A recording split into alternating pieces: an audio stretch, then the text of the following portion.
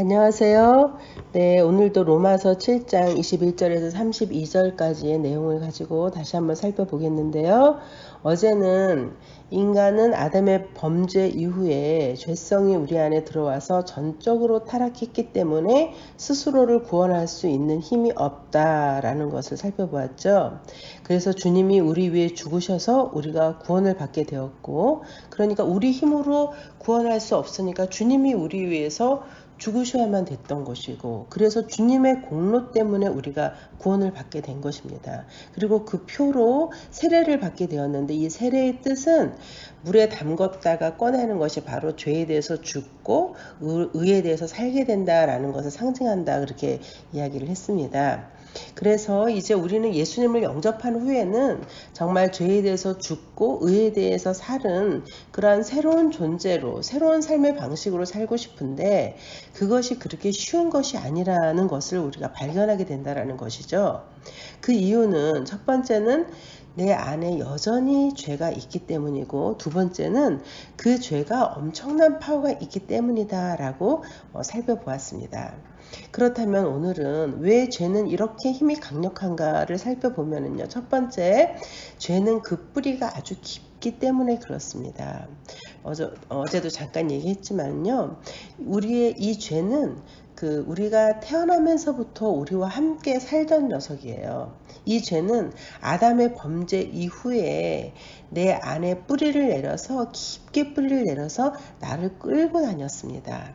그리고 사람들을 끌고 다녔습니다. 그리고 괴롭히는 것이죠.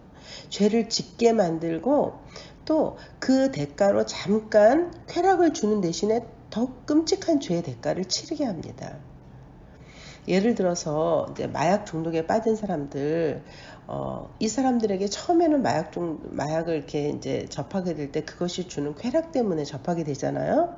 그런데 잠깐의 쾌락을 주는 대신에 결과적으로는 그 사람을 끌고 들어가서 망쳐버리게 되는 거죠.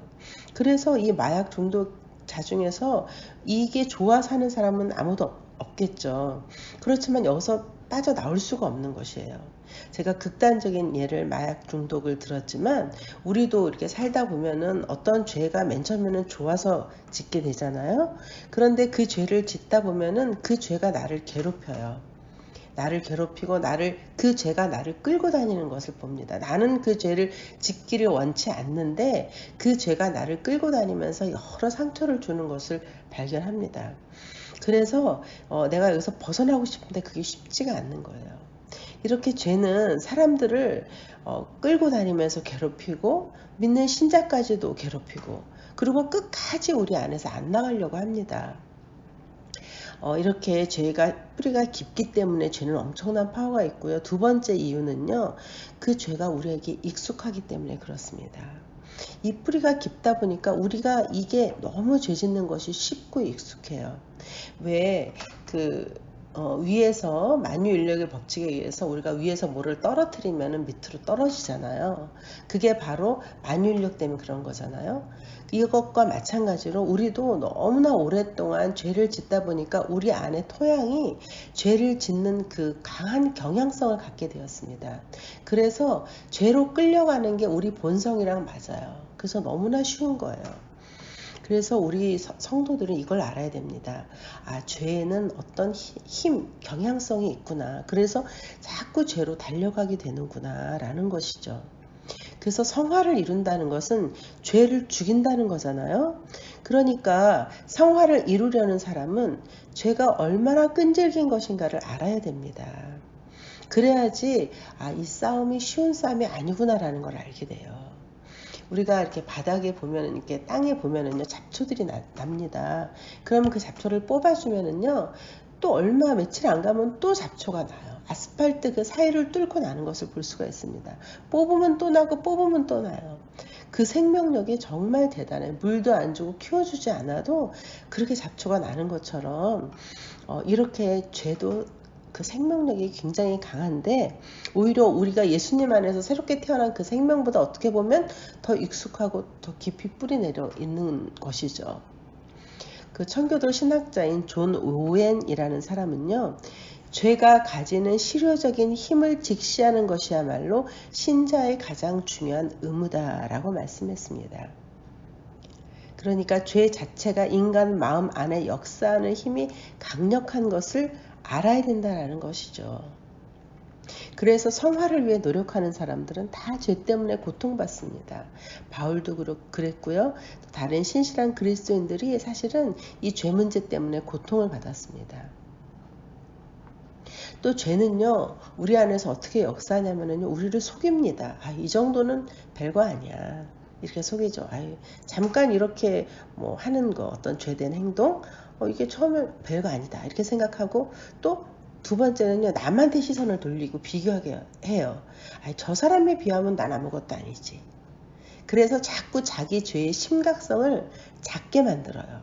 이제는 이건 아무것도 아니야. 저 사람보다는 나. 이렇게 그러면서 자기 죄를 보지 않게 만들고 사소하게 보게 만듭니다.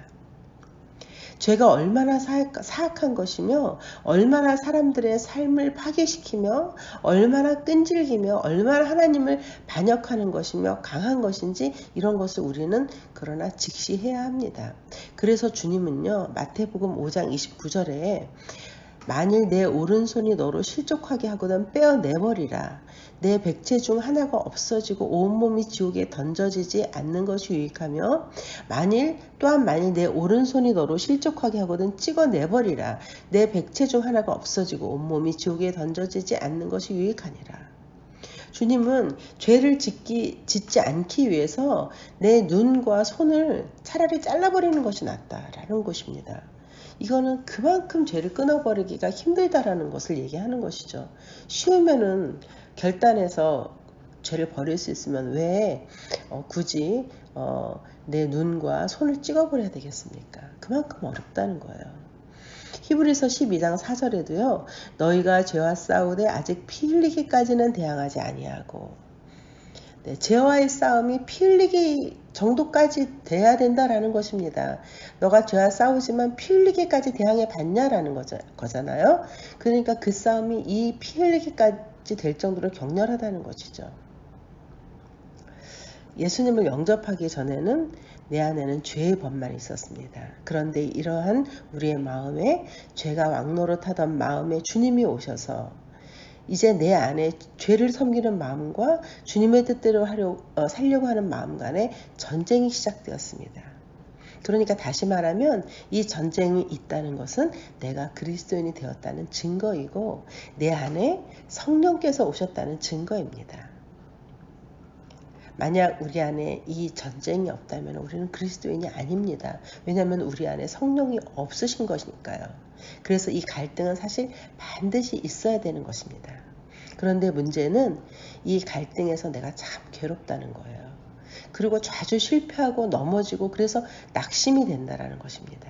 그래서 우리가 죄가 이렇게 강력하다는 것을 알면 내가 싸우는 싸움이 이렇게 쉬운 싸움이 아니구나 라는 것을 알 수 있어서 오히려 어떻게 보면은 힘이 되고 힘이 될 수 있는 그런 말씀인 것이죠. 그리고 또 로마서 8장 1절에 보면은 우리에게 안심을 주는 약속의 말씀이 있는데 8장 1절 보겠습니다. 그러므로 이제 그리스도 예수 안에 있는 자에게는 결코 정죄함이 없나니 우리는 자주 실패하고 넘어지고 그래서 낙심되는데 이러다 나 혹시 구원받지 못하면 어떡하지 하는 그런 두려움이 있는데 여기서 딱 선포하는 거예요. 예수 안에 있는 자는 너네가 비록 죄하고 싸움에서 실패한다 해도 결코 정죄 없다라는 것입니다. 안심을 주시는 것이죠. 너가 예수 안에 있어? 그렇다면 너는 결코 정죄받지 않을 거야. 그 다음에 이렇게 안심을 주신 다음에 2절에 또 말씀하십니다. 이는 그리스도 예수 안에 있는 생명의 성령의 법이 죄와 사망의 법에서 너를 해방하였습니다. 이게 앞부분하고 끝부분만 보면은요. 이는 끝부분에 해방하였습니다. 이미 해방됐다라는 거예요. 뭐해서요? 죄와 사망의 법에서 해방됐대요. 뭐로 말미암아? 생명과 성령의 법으로 말미암아 이미 너는 죄와 사망의 법에서 해방됐다라는 것이에요. 이 말씀 참 좋기는 한데 이제 의문이 생기죠. 그래도 여전히 죄를 이기지 못하고 있는데 이게 무슨 말인가? 라는 생각이 들죠. 네, 이 부분에 대해서는 다음 시간에 계속해서 살펴보도록 하겠습니다. 안녕히 계세요.